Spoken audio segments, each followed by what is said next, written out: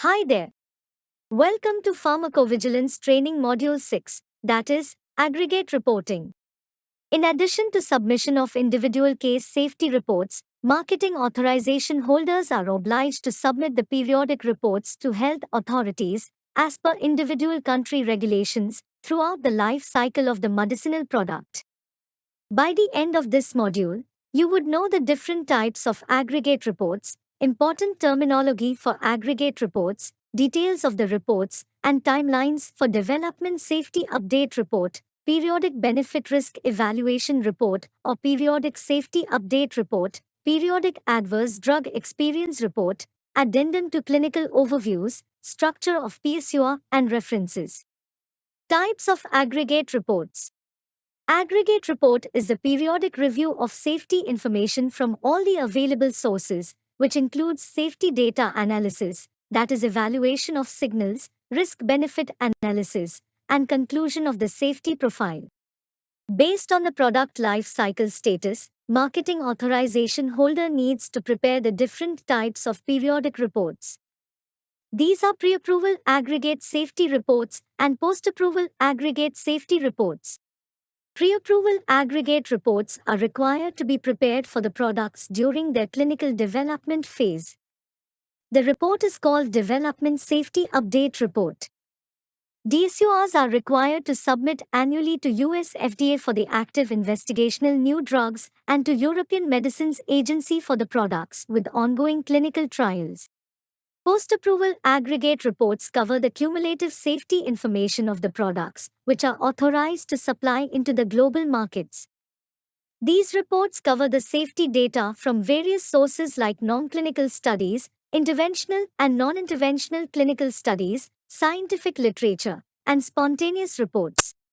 Post-approval aggregate reports are periodic benefit risk evaluation reports, periodic safety update reports, periodic adverse drug experience reports required for US FDA, annual reports, and addendum to clinical overviews required to submit at the time of renewal of the marketing authorization.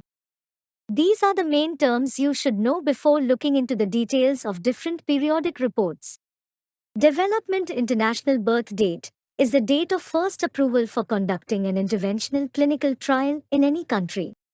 International Birth Date is the date of the first marketing authorization for any product containing the active substance granted to any company in any country in the world.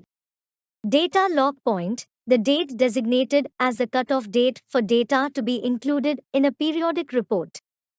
During the clinical development of an investigational drug, periodic analysis of safety information is crucial to the ongoing assessment of risk to trial subjects. It is also important to inform regulators and other interested parties like ethics committees at regular intervals about the results of such analysis and the evolving safety profile of an investigational drug, and apprise them of actions proposed or being taken to address safety concerns. The Development Safety Update Report is required to be prepared and submitted for periodic reporting on drugs under development, including marketed drugs that are under further study. The US FDA and European Medicines Agency consider that the DSUR submitted annually for drugs under clinical development.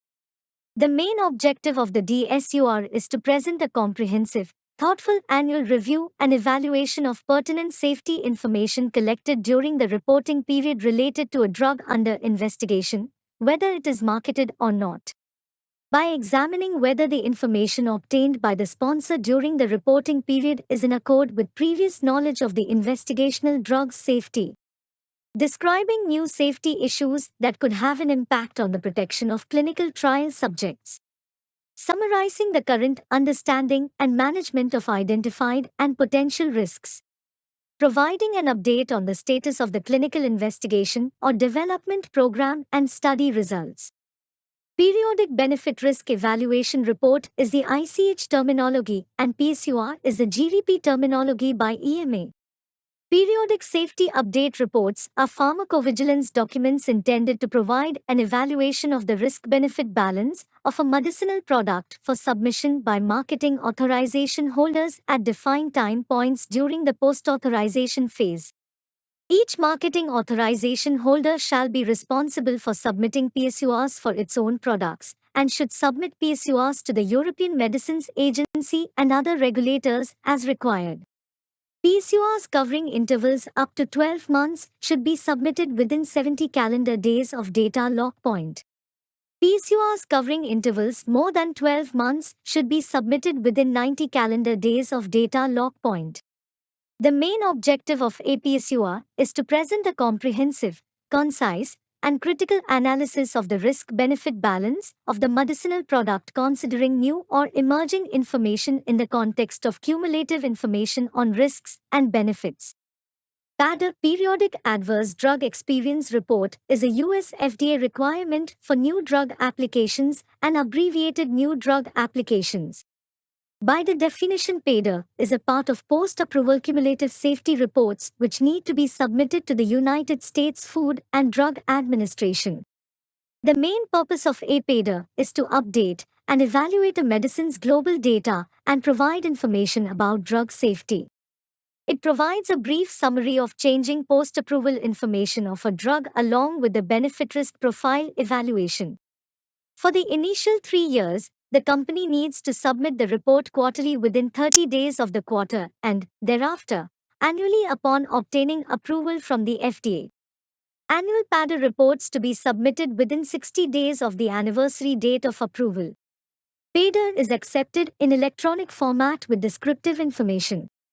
PADR reports cover the details of the 15-day alert reports, which are submitted to US FDA during the reporting period, and non-15-day reports received from domestic spontaneous sources.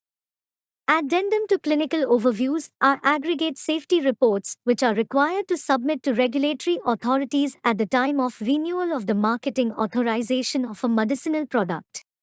These reports detail the safety data and conclusions on the benefit-risk profile of the medicinal product. Regulatory authorities grant the renewal approval when they endorse the positive benefit-risk ratio of the medicinal product.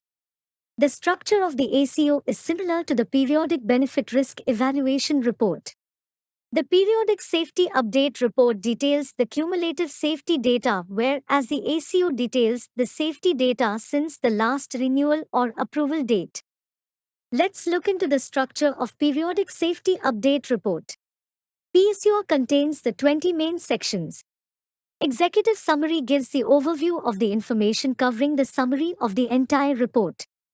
These are the 20 sections to be covered in the PSUR, and the detailed instructions are provided in the ICH Guidance and GVP Module 7.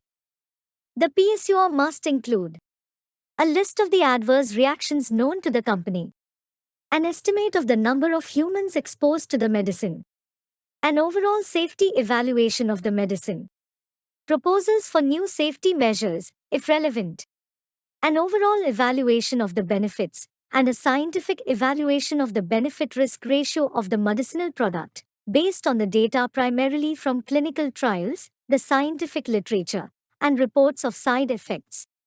The European Medicines Agency has published a list of submission dates and frequencies for the submission of periodic safety update reports. This list is known as the European Union Reference Date List. European Medicines Agency updated this reference date list every month.